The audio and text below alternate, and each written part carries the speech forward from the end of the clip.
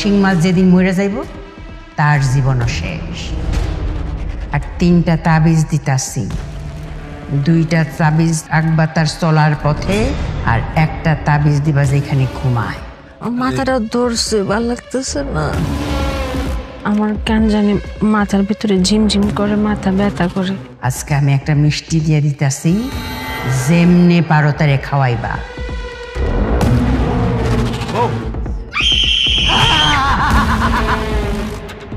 বউ, মাথা এরকম করতেছো কেন? কই যেতেছো তুমি?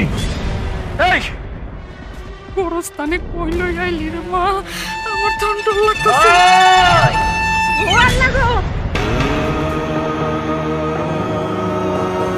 কুফরি অনেক আগেও ছিল, কুফরি এখনো আছে, কুফরি সারা জীবন থাকবো যতদিন শয়তান বাচ্চা আছে।